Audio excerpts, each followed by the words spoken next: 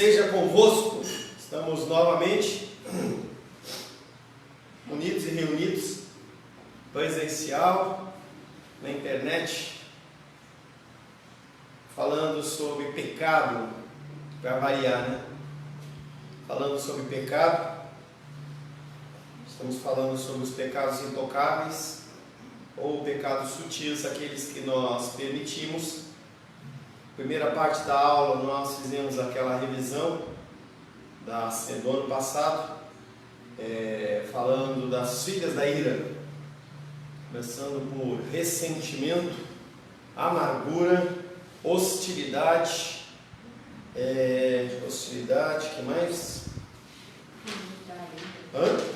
Filhos da ira. Já falaram lá. Discórdia, ódio. E nós falamos que nós devemos eliminar a ação da ira o mais rápido possível. Ela ocorre. Nós vivemos num mundo pecaminoso, nós somos pecadores. O que nós não podemos é deixar fazer com que ela dê frutos. Esses frutos malignos que nós falamos e outros. E a primeira remédio que nós citamos agora no final da primeira aula é meditar sobre a soberania de Deus. A soberania de Deus ela é necessária para que nós possamos entender que Deus está no controle. E finalizamos, antes do intervalo, falando que em segundo lugar nós devemos pedir a Deus que nós tenhamos o nosso amor aumentado. A nossa irmã Menise, ela falou sobre a condição de Estevão sendo apedrejado.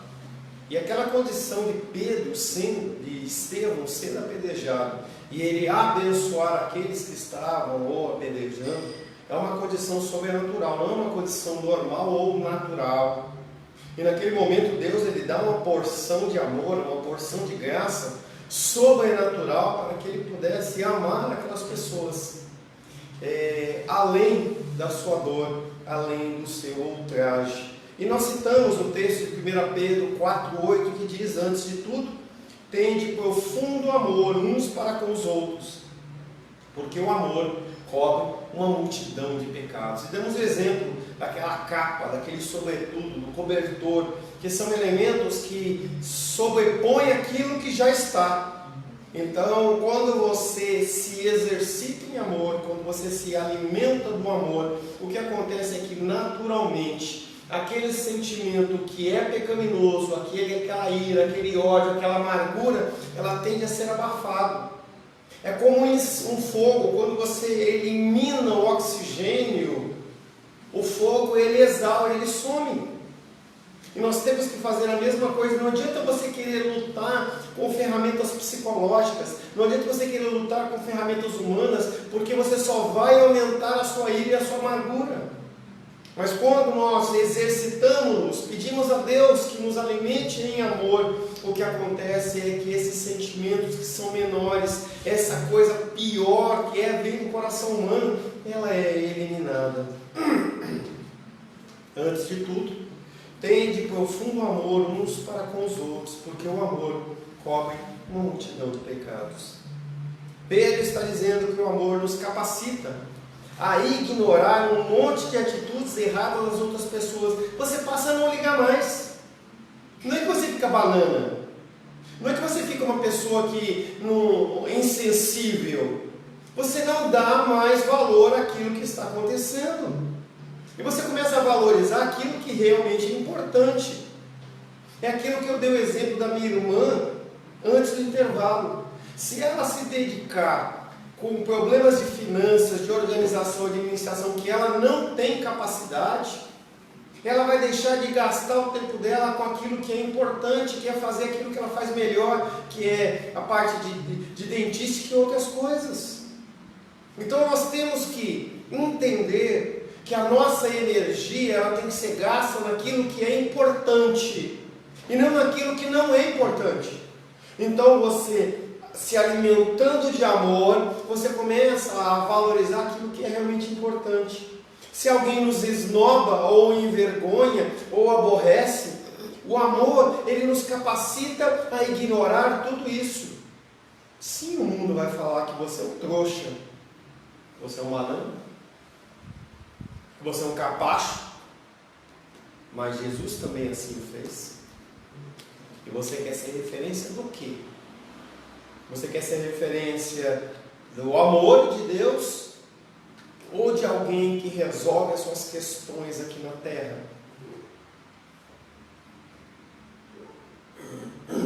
Lembre-se que nós decidimos como reagir ao erro real ou imaginário das outras pessoas. Você decide.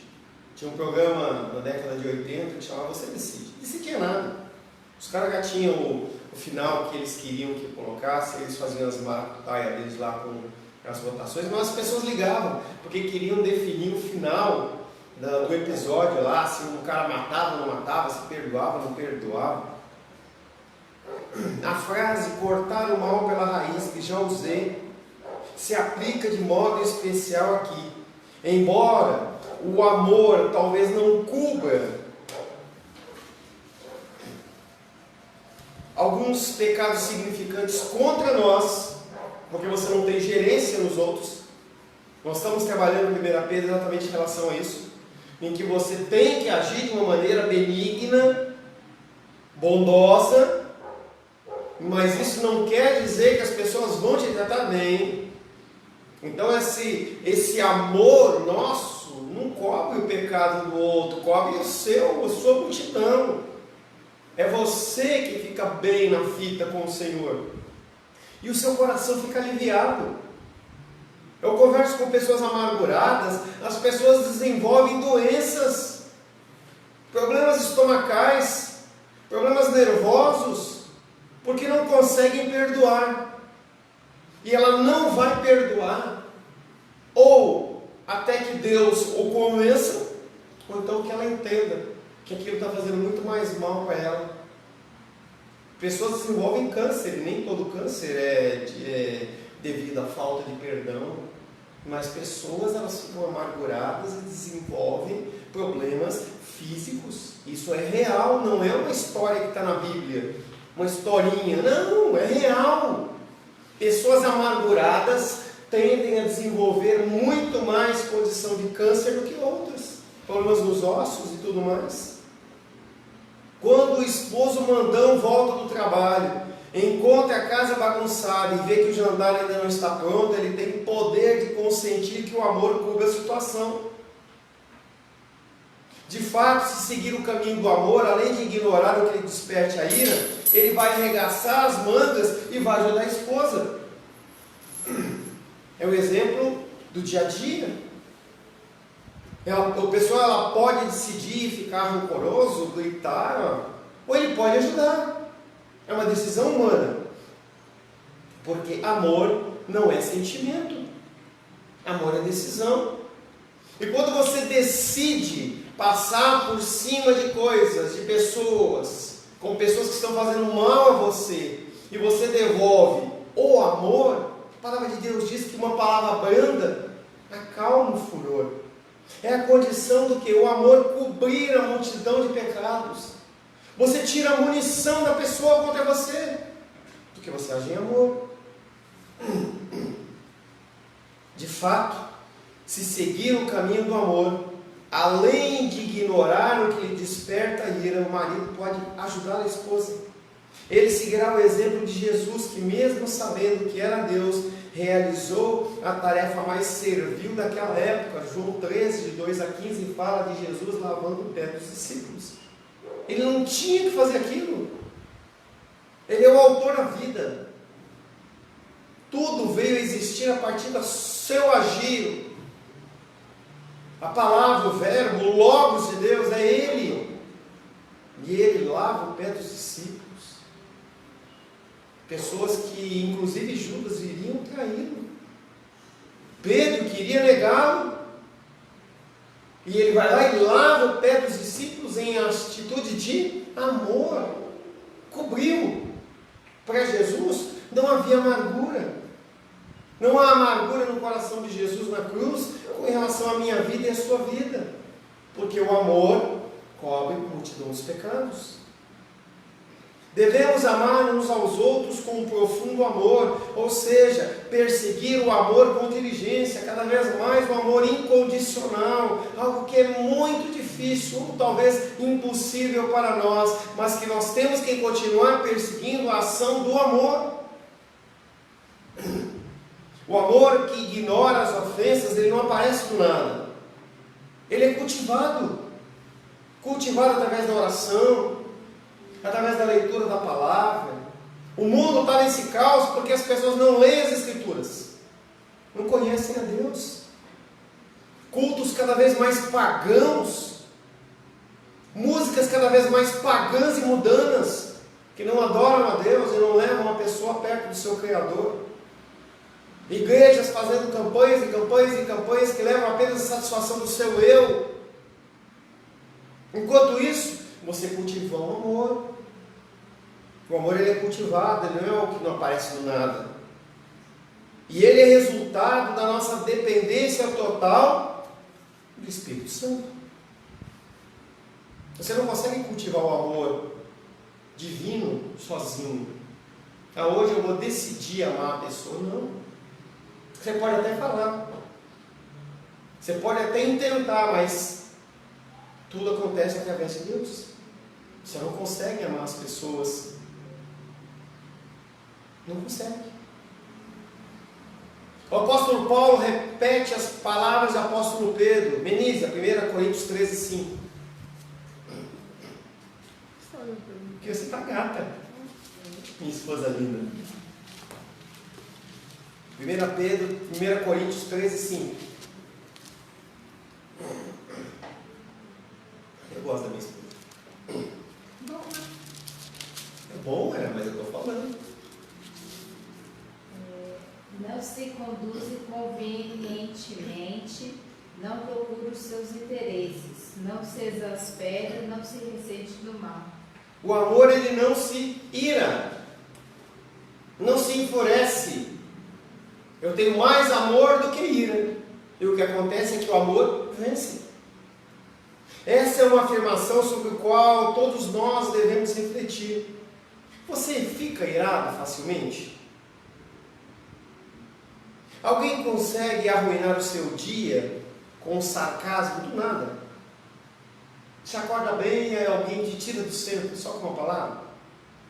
Ou você, por amor a quem fez o comentário, consegue cobrir o sarcasmo?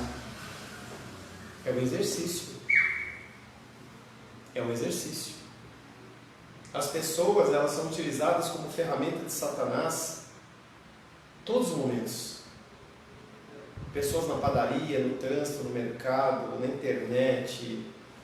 Você quer marcar um exame, você vai na banca de jornal, sempre tem alguém, parece que disposto a desestabilizar você.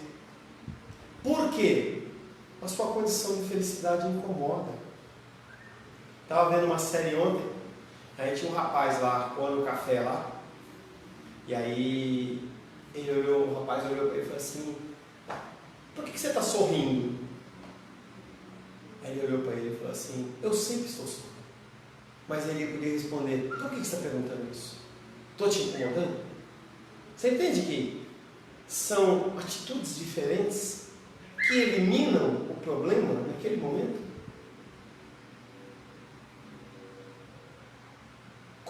Alguém consegue arruinar o nosso dia com o sarcasmo do nada? Ou você, por amor a quem fez o comentário, consegue cobrir com amor o sarcasmo? É provável que não haja nada mais corrosivo nos relacionamentos do que a língua. Luísa, Tiago, capítulo 3.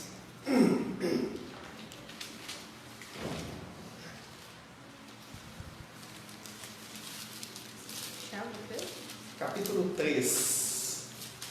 3 ou 13? 3. Hã? Pronúncia 3. Tiago, capítulo 3. 3. Fez o quê? O rei roeu a roupa do rei de Roma. O rato. O rato? O que eu falei?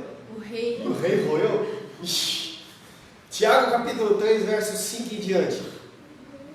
Assim também a língua Ele estava com fome, Melissa. Continua, desculpa, Luiz. Assim também a língua, pequeno órgão, se gaba de grandes coisas. Vede como uma fagulha põe em brasas, tão grandes são. 6. Ora, a língua é fogo, é mundo de iniquidade. A língua está situada entre os membros de nosso corpo e contamina o corpo inteiro, e não só põe em chamas toda a carreira da existência humana, como também é posta ela mesma em chamas pelo inferno. Rô, 7. Pois toda espécie de feras, de aves, répteis e de seres marinhos se doma e tem sido domada pelo gênero humano. 8. A língua, porém, nenhum dos homens é capaz de domar. É mal incontido, carregado de veneno mortífero. Menízia, 9 e 10. Com ela bendizer. Com ela bendizemos ao Senhor e Pai, também com ela amaldiçoamos os homens feitos à semelhança de Deus. De uma só boca procede bênção e maldição. Meus irmãos, não é conveniente que essas coisas sejam assim. Não há nada mais corrosivo do que a língua. Existe um ditado que afirma: paus e pedras podem quebrar meus ossos, mas as palavras não me atingem. Mentira. Mentira.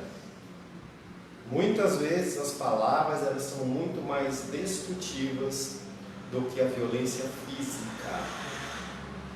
Um soco que você receba pode quebrar um osso, quebrar um nariz, um dente.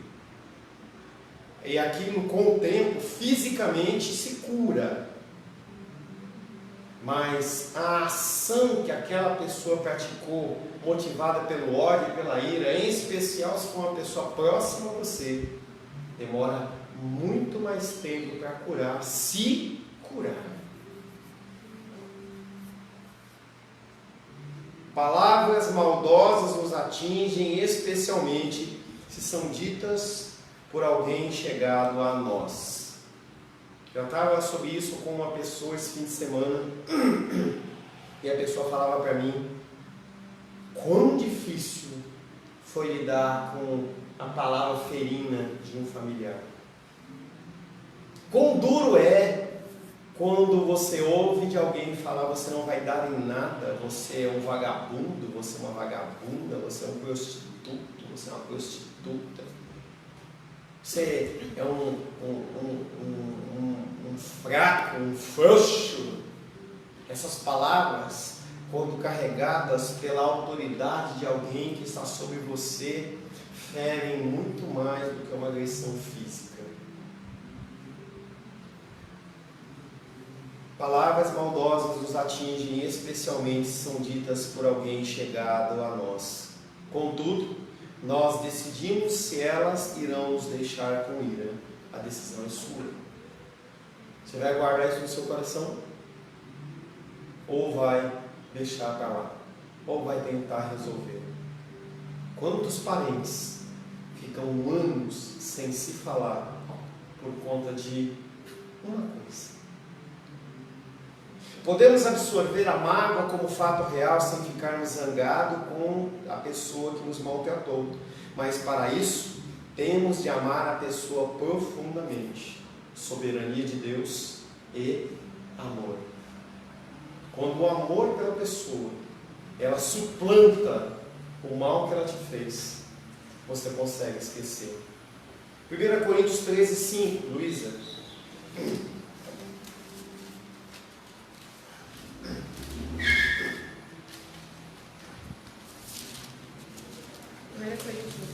13, 5. Não se conduz inconvenientemente, não procura os seus interesses, não se exaspera, não se ressente do mal. O amor, ele não guarda ressentimento do mal. Ele sofre? Sofre. Sente a dor? Sente a dor. Sofre o ônus do que aconteceu? Sim. Mas ele não guarda ressentimento do mal, porque o amor é maior. Você costuma arquivar na mente os erros cometidos contra a sua pessoa? Esse é o caminho para a amargura. A afirmação, perdoei, mas não consigo esquecer, ela não é verdadeira. Não é que você vai tomar um remédio que vai fazer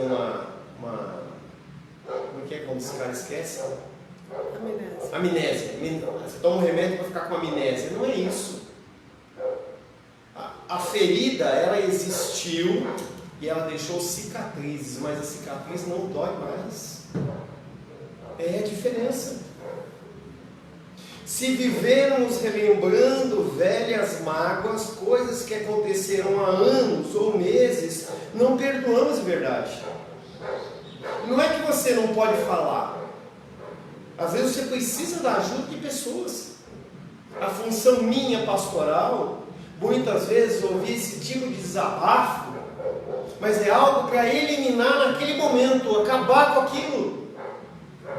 Não é para você ir lá para contar para outro e contar para outro. Estava conversando com uma moça, que depois ela vai assistir o vídeo, em que ela fala assim, pastor, eu só compartilho. É engraçado a gente como cristão, né? A gente inventa termos bíblicos para pecar. Não, eu só compartilhei. Se você compartilha algo com alguém que não pode te ajudar, você está murmurando contra Deus. Procure pessoas que possam te ajudar. Vomite, como o salmista fez nos Salmos. Ele vomitava aquela amargura dele, mas ele falava com Deus, que era quem poderia tratar o seu coração. Se vivemos relembrando velhas mágoas, coisas que aconteceram há anos ou meses, não perdoamos de verdade. Só estamos alimentando a amargura. Não se enfurecer significa parar de lembrar o erro a nós ou a outra pessoa. Isso não significa que apagamos o sofrimento das nossas mentes.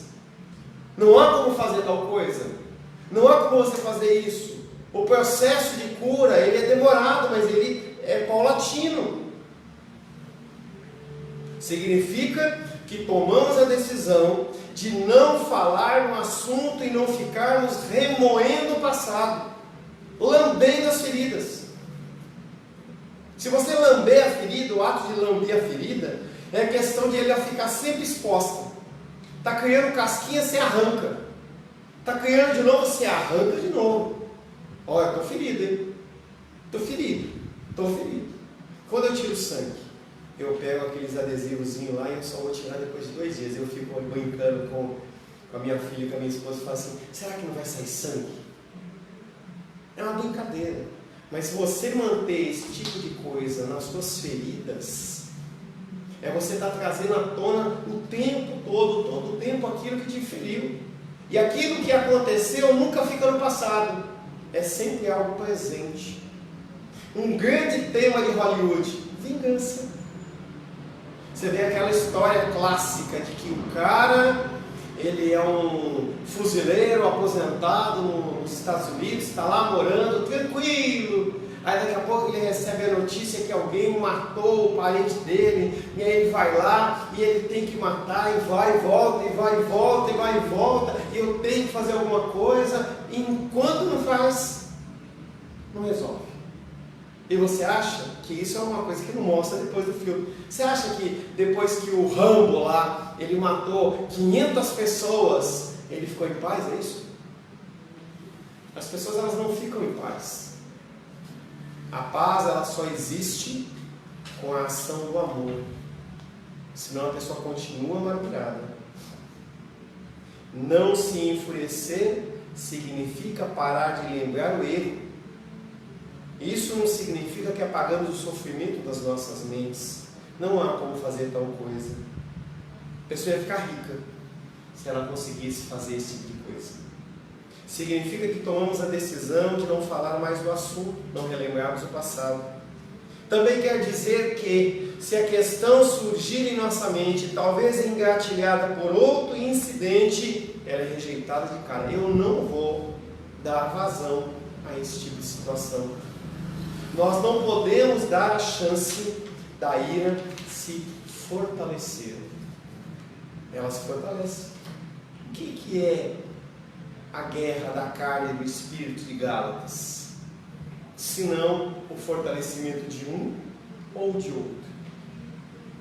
Nós nascemos, em regra, fora de lares cristãos. Assim aconteceu comigo, talvez tenha acontecido com você. E você, por toda a tua vida, você viveu fazendo aquilo que todo mundo faz, agindo como todo mundo age. Em um dia você encontra a Cristo. Quando você encontra a Cristo, aquelas coisas do passado, elas não morreram, elas continuam ativas no seu coração. Mas pastor, as coisas velhas se passaram, tudo se fez novo no mundo espiritual, mas no seu mundo natural você continua mentindo, continua se irando, continua falando mal das pessoas, continua desconfiando de Deus, não tendo fé. É um processo. E o que acontece é que a tua carne ela está sarada e o teu espírito acabou de nascer. Ele apanha, e ele apanha, e ele apanha. E conforme você vai aprendendo da palavra, o que acontece é que o teu espírito ele vai crescendo numa medida muito mais rápida que a carne, graças a Deus. E aí chega um momento em que o teu espírito ele suplanta a carne. E ao suplantar a carne, o que acontece é que você vence, você pode tomar uma decisão. Eu vou rejeitar a manifestação da ira e eu vou decidir cobri-la com amor. O terceiro passo, o primeiro, soberania de Deus. Segundo, o amor. Terceiro, é preciso aprender a perdoar como Deus nos tem perdoado. E aí você tem que começar a colocar a palavra em prática. O texto bíblico que mais nos ajuda a praticar o perdão é a parábola do servo. Mateus 18, 21 a 35. Vamos lá.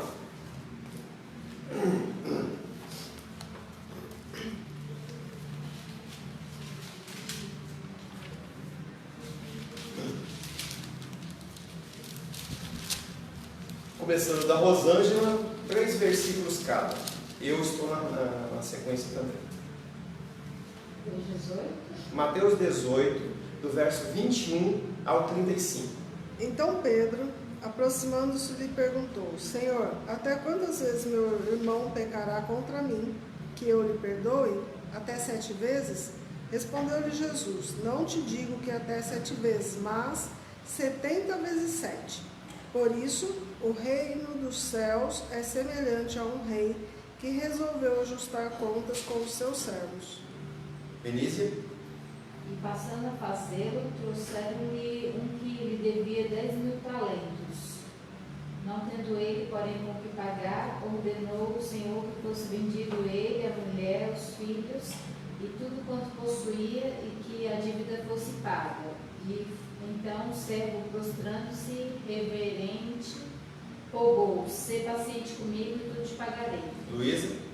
E o senhor daquele servo, compadecendo-se, mandou embora e perdoou-lhe a dívida. Saindo, porém, aquele servo encontrou um dos seus conservos que lhe devia 100 denários, e agarrando-o, o sufocava, dizendo: Paga-me o que me deves. Então o seu conservo, caindo-lhe aos pés, lhe implorava: Sê paciente comigo e te pagarei.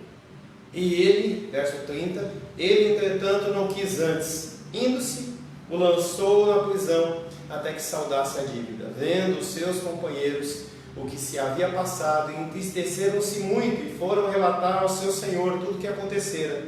Então o seu senhor, chamando-lhe, disse: Servo malvado, perdoei aquela dívida toda, porque me suplicaste. Não devias tu igualmente compadecer do teu servo, como também eu te compadeci de ti? Rosângela, 34, 35.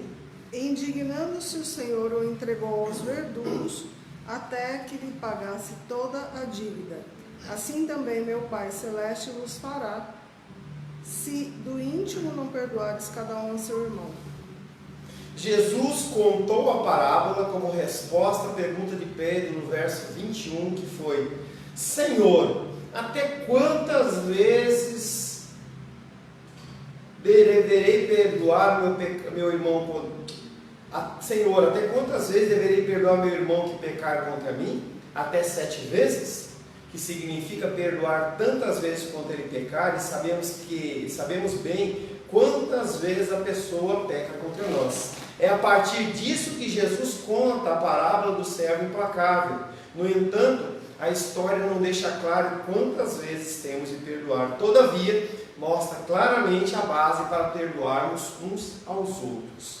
A parábola conta que o servo de um rei lhe devia 10.000 talentos. Um talento valia aproximadamente 6.000 denários. Cada denário era o trabalho de um trabalhador braçal de um dia. Deixando a matemática de lado, o servo devia o equivalente a 200.000 anos de salários de um trabalhador comum.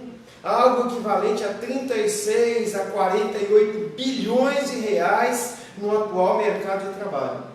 35, 40 bilhões de reais. Jesus costumava usar hipérboles. O que é uma hipérbole? Hipérbole é você usar uma figura de linguagem para representar algo de uma forma exagerada, para enfatizar o ensino, e foi o que ele fez aqui. O servo de um rei jamais acumularia tal dívida, mas iremos ver por que Jesus usou uma quantia tão grande de dinheiro. O servo implorou que o rei tivesse paciência e desse tempo para ele pagar o que devia, o que é impossível. 200.000 anos de trabalho, impossível. O rei então ficou com pena do servo e perdoou a dívida. Ao se retirar da presença do rei, o servo encontrou um colega que lhe devia 100 denários. Pega o trabalho de uma faxineira, vai. Não é isso, mas 100 reais. 100 vezes 100? 100 vezes 100? 1.000 reais.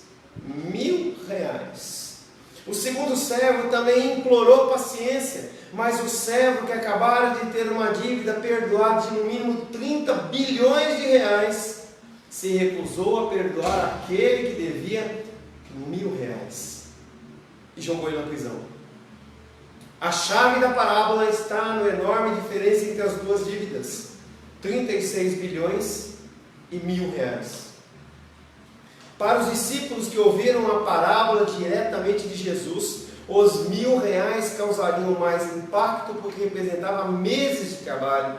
A primeira soma de dinheiro representa a nossa dívida moral e espiritual com Deus. Quanto você deve para Deus? É um número de referência. Por que eu devo perdoar o meu irmão que me deve 1.000 reais?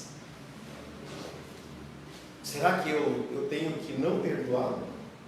Quando você passa, partindo da soberania de Deus, pensa em Deus, e sabe que você deve muito mais a Ele, a condição lógica é que você age de uma maneira que eu vou perdoar, eu fui perdoado por muito mais. Não importa o quanto sejamos íntegros e espirituais, nossa dívida perante Deus, ela é enorme. O estrago que nossos pecados causam à glória de Deus não é determinado pela severidade do erro, e sim contra quem nós pecamos. O seu pecado não é contra o fisco, quando você deixa de pagar imposto. O seu pecado não é contra o seu cônjuge, quando você dá um safanão. O pecado não é contra o seu irmão, quando você xinga ele no trânsito. O seu pecado é contra Deus.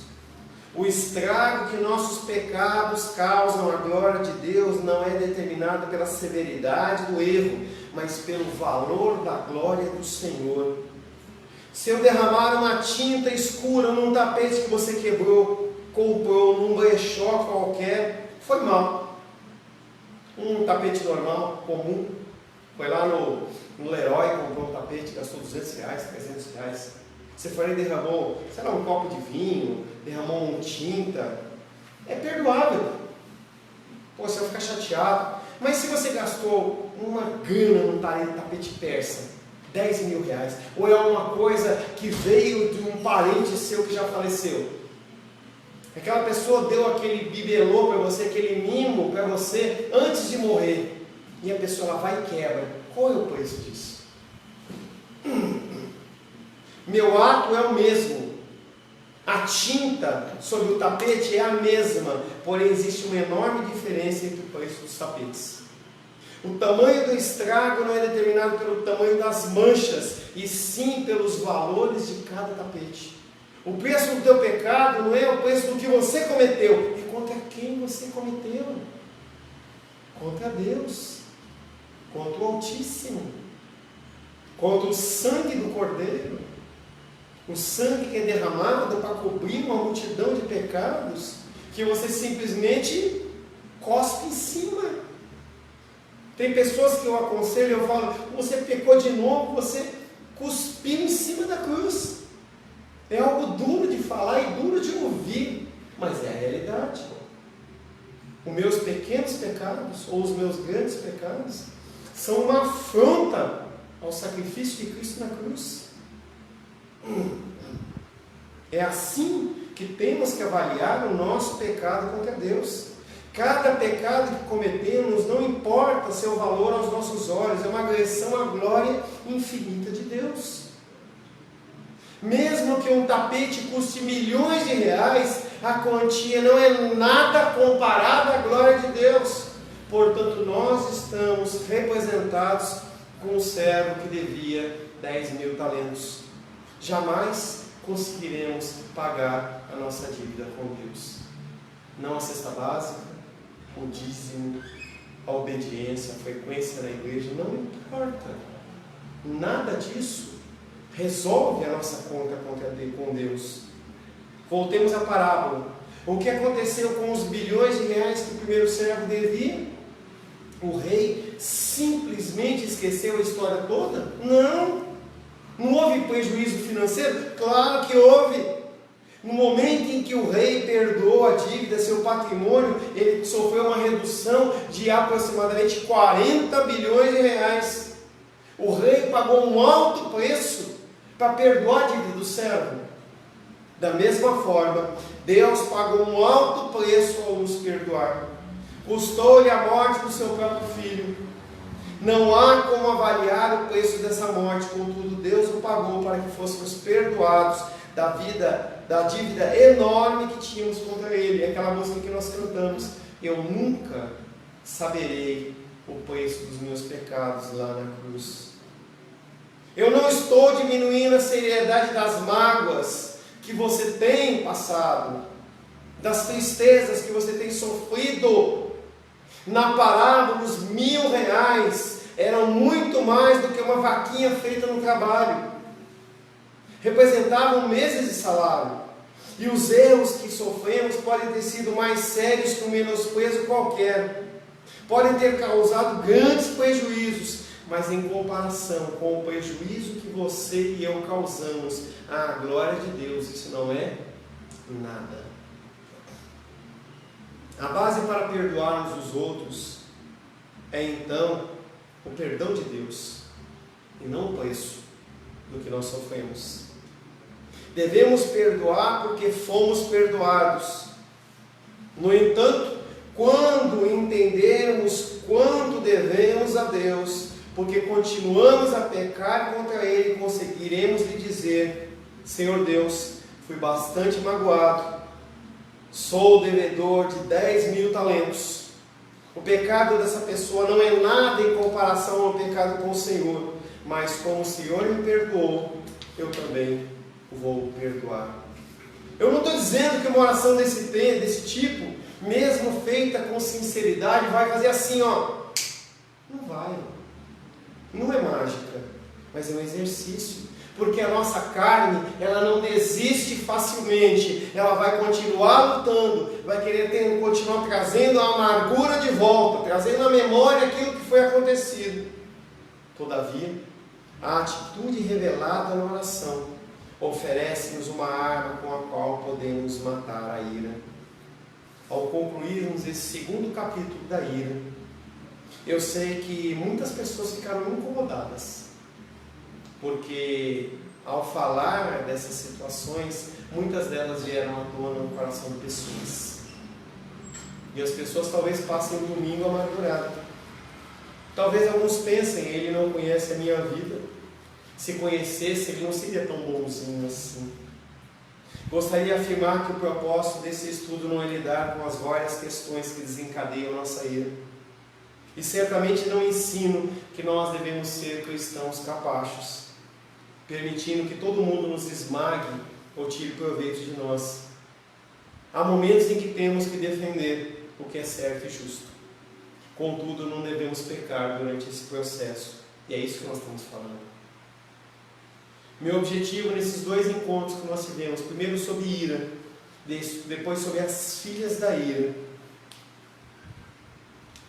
é falar que ira é pecado. Ao enfatizar o pecado da ira, não estou menosprezando pecados ofensores. Entretanto, um antigo provérbio ensina: um erro não conserta outro erro. O pecado da outra pessoa não conserta ou justifica a nossa ira. Ou como Tiago afirmou, a ira do homem não produz a justiça de Deus. Amém. Eu sofro constrangimento, aborrecimento e frustração por causa das atitudes de outras pessoas, e eu fico com ira. Eu, Paulo, fico com ira. Você também fica com ira. E embora existam muitas injustiças que pareçam merecer a nossa ira, não devemos usá-la como desculpa para encobrir o pecado da ira que muitas vezes surge em nossos corações e que possivelmente se transforma em palavras e atitudes. Para lidar com a ira, para lidar com as filhas da ira, 3 passos. Primeiro, entenda que Deus está no controle de todas as coisas. Ele é soberano. Nada escapa do seu comando. Segundo, peça a Deus para você aprender a agir com amor. Haja com amor. O amor, ele encobre a multidão dos pecados. Mas é difícil, porque a dor, ela dói. O sofrimento nos faz ficar amargurados. Então é a hora de você curvar os seus joelhos e pedir que Deus o encha da sua graça e do seu amor, para que você possa agir não como o credor incompassivo, que devendo 10.000 talentos não perdoa 1.000 reais, mas que porque você foi perdoado também perdoa.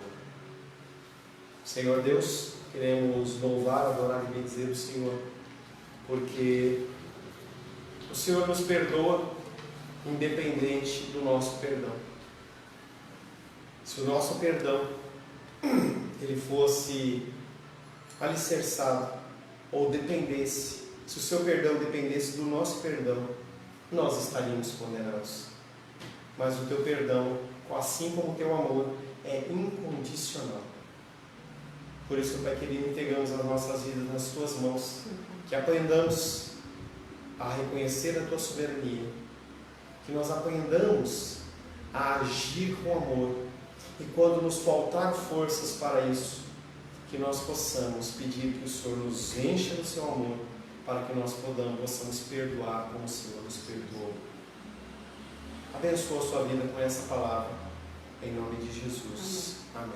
Graças ao nosso bom, querido e amado Deus. Agradeço a Deus pela sua vida que esteve conosco nesta manhã.